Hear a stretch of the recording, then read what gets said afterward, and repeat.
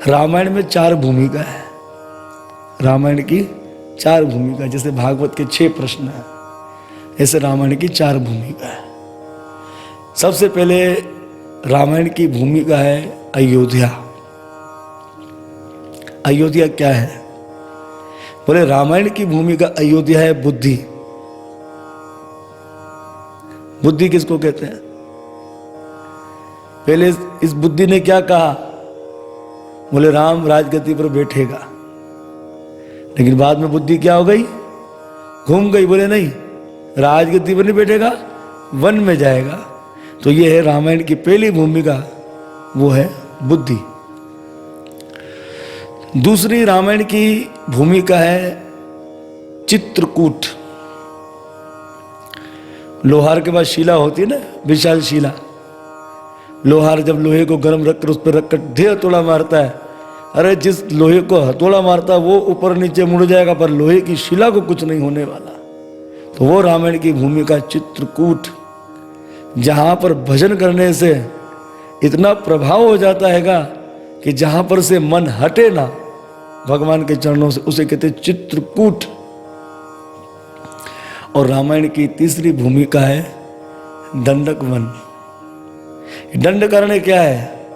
बोले दंडकारण्य वो भूमि है रामायण की, वो भूमिका है जहां पर बुद्धि भ्रष्ट हो जाए। सूर्यपंखा आई थी अपने बेटे को ढूंढने के लिए, पर क्या हुआ? बुद्धि भ्रष्ट हो गई, राम जी के चक्कर में लग गई। और इसी भूमि पर जो है सीता जी की बुद्धि भी घूम गई थी। क्या कहती है? हाँ लक्ष्मण, मैं जानती हूं तुम मुझ पर गलत दृष्टि रखते हो। तो जहां बुद्धि भ्रष्ट हो जाए उसको बोलते दंडक वन। और अंत में जो रामायण की भूमिका वो है लंका, यानी कि अहंकार। कितना समझाया भाई बंधुओं ने रावण को, पर नहीं समझा। रावण को उसके अहंकार ने ही मार दिया। तो ये रामायण की 4 भूमिका है। तो अब प्रभु कहां पहुंचे? चित्रकूट पहुंचे। और यहीं चित्रकूट पर हनुमंत लाल जी की कृपा से संत तुलसीदास जी को राम लक्ष्मण जी के दर्शन हुए थे। एक समय हनुमंत लाल जी जब चित्रकूट पर आए श्री संत तुलसीदास जी से मिलने के लिए, तो तुलसीदास जी गदगद हो गए कि मुझे जो है ना वो राम भक्त हनुमान के दर्शन हो गए। प्रभु का तो कभी दर्शन होता ही नहीं है। चलो हनुमान तुम्हारा हो गया। हनुमान जी ने कहा कैसी बात कर रहे हो ऋषिवर, नित्य आपके यहाँ राम जी आते और आप उनको चंदन का तिलक भी लगाते दोनों भैया को। बोले हाँ। बोले हाँ। बोले आज भी आएंगे? बोले आएंगे क्या? तो हुआ ये, राम जी लक्ष्मण जी आए, संत तुलसीदास जी चंदन भी लगा रहे हैं। पर उस समय हनुमंत लाल जी ने कहा कि आज तो मिलन हो जाना ही चाहिए। तो उस समय हनुमंत लाल जी तोते का रूप धारण कर कहते हैं कि चित्रकूट के घाट पर भई संतन की भीड़, तुलसीदास चंदन घिसे तिलक टेक रघुवीर। जब ये चौपाई गा ली तो तुलसीदास जी ने तुरंत राम लक्ष्मण जी के चरणों में महाराज प्रणाम किया और चंदन लगा दिया। और हनुमंत लाल जी की कृपा से जो है संत तुलसीदास जी को राम जी की प्राप्ति हो गई। हम भी हनुमंत लाल जी के चरणों में आज नमन करते हैं। और पुरुषोत्तम मास की आज पहली तिथि है कि साहब, और राम जी आ गए। मजे की बात ये है तो हनुमान जी की कृपा, राम जी की कृपा बरस रही है। हम भी हनुमंत लाल जी के चरणों में इस पावन उत्सव पर, इस पावन तिथि पर हम प्रार्थना करते हैं कि जैसे आपने तुलसीदास जी पर कृपा करी और पतितों पर कृपा करी, हम पतितों पर भी हनुमंत लाल जी आप कृपा करें। हमें भी शुद्ध राम भक्ति का वर दे दीजिए। केवल राम जी की भक्ति चाहिए और हमें कोई कामना नहीं हैगी। बोलो भक्त वत्सल भगवान की जय। अब प्रभु रामचंद्र जी चित्रकूट से आगे, चित्रकूट पर ही आगे वाल्मीकि ऋषि के आश्रम पर गए। भाई भगवान वाल्मीकि ऋषि महाराज जी को चरणों में प्रणाम किया। स्वामी जी को भगवान श्री रामचंद्र जी कहते हैं, हे स्वामी जी महाराज आप बताओ मैं कहाँ जाऊं। स्वामी जी ने कहा महाराज जी तो बड़ी विचित्र बात आपने पूछ ली है कि कहाँ जाऊं, पूरा जगत ही आपका है, आप तो संख्य ब्रह्मांड के मालिक हैं। अब मैं आपको क्या मार्ग बताऊं। आप तो घटघटवासी हो। तो यहाँ पर जो है स्वामी जी ने बड़ा सुंदर बताया कि प्रभु आपका कहाँ कहाँ वास है। कौन कह रहे? स्वामी वाल्मीकि जी महाराज बोले प्रभु आपका वास तो कानों के अंदर भी है। किन कानों में वास है आपका? जो कान आपकी दिव्य कथाएं सुनते हैं प्रभु, आपका तो वहां भी वास है। दूसरा, आपका नेत्रों में वास है। हे प्रभु, जो इन नेत्रों से आपके स्वरूप का दर्शन करते हैं, आपके धामों का दर्शन करते हैं, आपके भक्तों का दर्शन करते हैं प्रभु, उन नेत्रों में आपका वास है। तीसरा, जीवा में आपका वास है। जो जीवा निरंतर प्रभु आपकी कथा का रसास्वादन करती है, आपके नाम का जाप कीर्तन करती है, उस जीवा में प्रभु आपका वास है। और चौथा, आपका नासिका के अंदर वास है।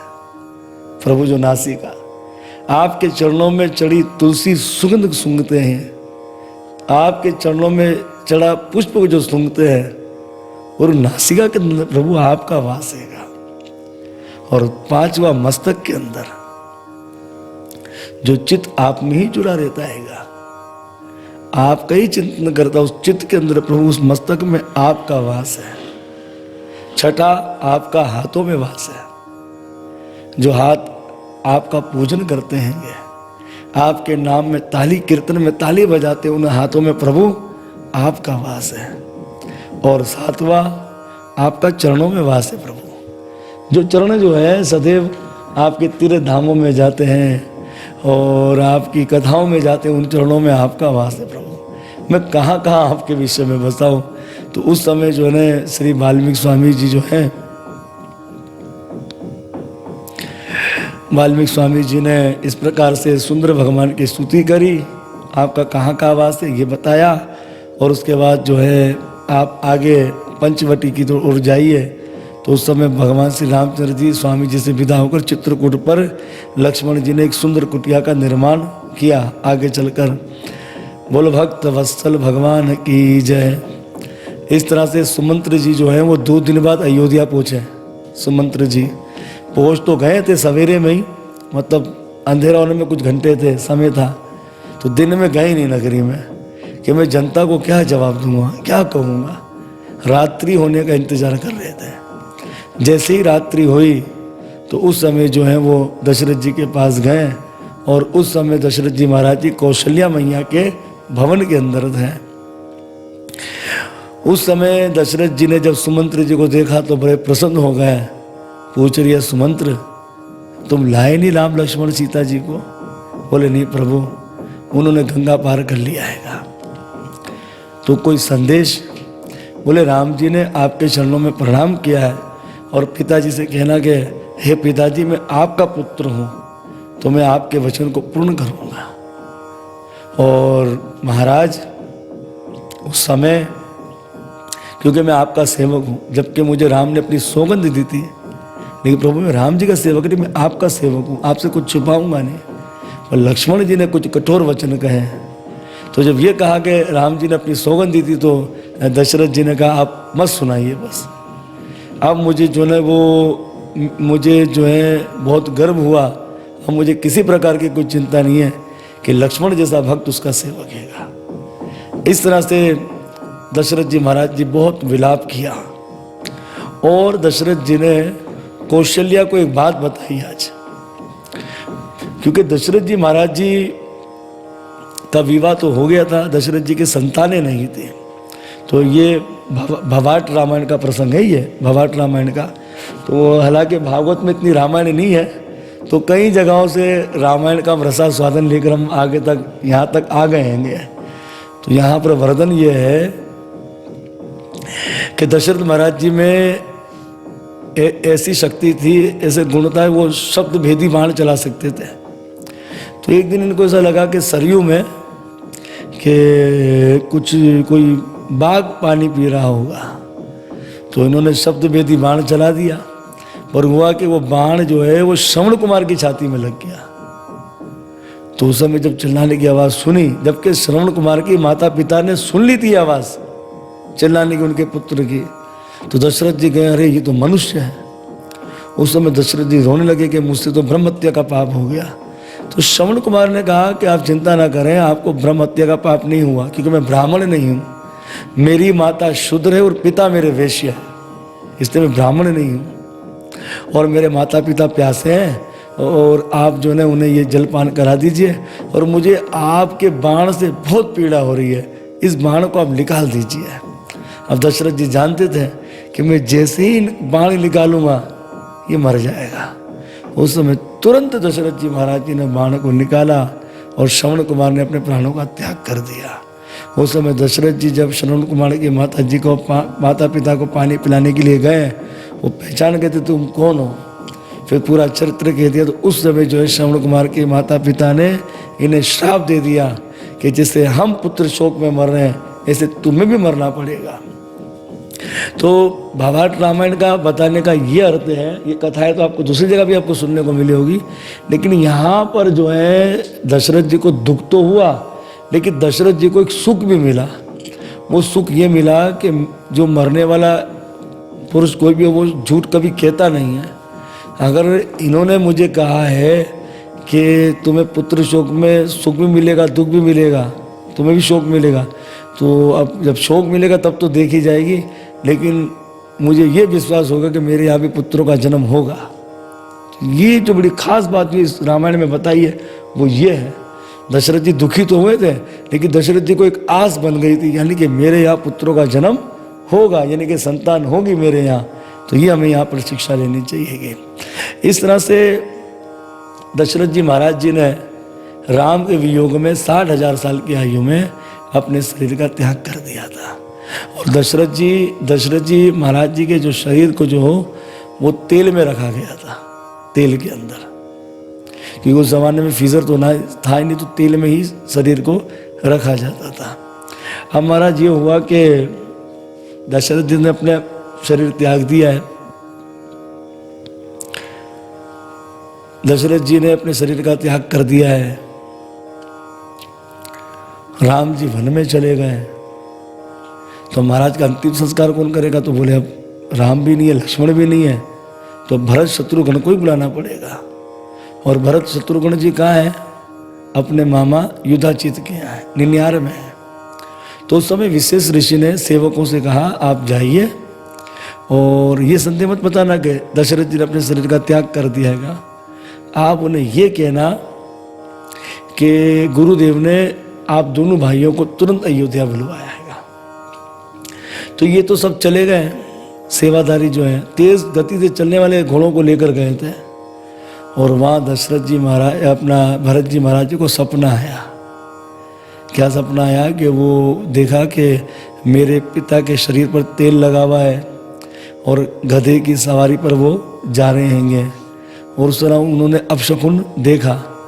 तो उस समय श्री भरत जी महाराज जी ने तुरंत उठकर रामचरितमानस के अनुसार उन्होंने तुरंत गणेश जी का पूजन किया था। रामचरितमानस, क्योंकि गणेश जो है वो अनादि है, और इसका वर्णन जो है ना वो ब्रह्म विवृत पुराण के कृष्ण जन्म कांड के अंदर भी बताया गया है। ये अनादि देव है, गणेश आदि जो है वो अनादि है। ये बात भगवान वेदव्यास जी ने भी लिखी है। और गोस्वामी तुलसीदास जी भी कहते हैं कि जिस समय शंकर जी का पार्वती के संग विवाह हो रहा था तो गणेश जी का पूजन भी हुआ है। तो गणेश जो है वो अनादि देव है, पंचदेवों में इनका नाम आता है गणेश जी। जैसे हम करते ना पंचदेव को बिठाते हैं, सुपारी रखते हैं, पूजन करते हैं पंचदेव का कलश के अंदर, इसमें तो उसमें गणेश जी भी तो है। ये अनादि है, देवी भी अनादि है, शंकर जी भी अनादि है, विष्णु जी भी अनादि है, इनका पूजन होता है, ये अनादि है। तो इस तरह से तुरंत उन्होंने गणेश जी को मनाया कि विघ्नों को दूर करने वाले ये अपशुक उनके साथ हो गया। जब 7 दिन में जब अयोध्या से पहुंचे तो उस समय सेवकों ने उन्हें प्रणाम किया। तो जब सेवकों को देखा अयोध्या से आए तो उस समय भरत जी महाराज जी को अपशकुन तो होने लगा, मन तो घबराने लगा। तो बोले भाई गुरुदेव ने आपको बुलवाया। तो इस तरह से जो है ना वो दशरथ महाराज अपना संदेश तो कुछ दिया नहीं सेवकों ने। तो भरत जी शत्रुघ्न को बिठाया रथ पर, और 7 दिन में ही श्री भरत जी महाराज जी अयोध्या पहुँचे। अयोध्या में भरत जी महाराज जी ने क्या देखा, पूरा सुनसान अयोध्या हो रहा है, सब कारोबार अयोध्या का बंद है, सबके मुख उदास है। तो भरत जी महाराज जी को अपशकुन होने लगा। उस समय जनता भरत जी महाराज जी को तो बुरा भाई समझती थी, क्योंकि ये भी अपनी माँ से मिला हुआ हैगा। तो उस समय हुआ ये कि जनता देखती कि करता क्या है, भरत जी को देख रहे थे सब।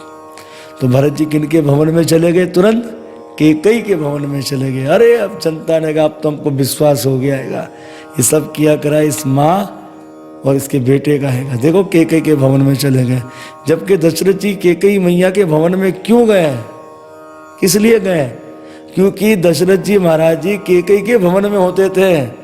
तो जब दशरथ जी महाराज जी कैकेयी के भवन में होते थे तो राम जी भी वहीं होते थे। तो भरत जी ने विचार किया कि मैं कैकेयी मैया के भवन में जाऊंगा, मैया का भी दर्शन हो जाएगा, पिताजी का भी दर्शन हो जाएगा और मेरे प्रभु राम का भी दर्शन हो जाएगा। तो इसलिए उस भवन में चले गए। जब गए तो उन्होंने क्या देखा, इनकी माता जी सफेद वस्त्रों में। भरत जी को अपशकुन होने लगा। उस समय माता जी ने कहा भरत मैंने सब कुछ संभाल लिया है। बोले मैया क्या संभाल लिया? बोले राम को वनवास और तुम्हारा राजगद्दी का काम संभाल लिया है। उस समय तो भरत जी महाराज जी रोने लगे, अपनी माँ को खड़ी खड़ी सुना दी, बुरा भला कहना आरम्भ कर दिया। इस तरह से जो है फिर कौशल्या जी ने भी समझाया तुम्हें राजगद्दी पे बैठना चाहिए। तो उस समय श्री भरत जी महाराज जी ने कहा बोले ऐसा हो ही नहीं सकता, बड़े पिता के बड़े भैया के होते हुए मुझे तो राजगद्दी का अधिकार भी नहीं है।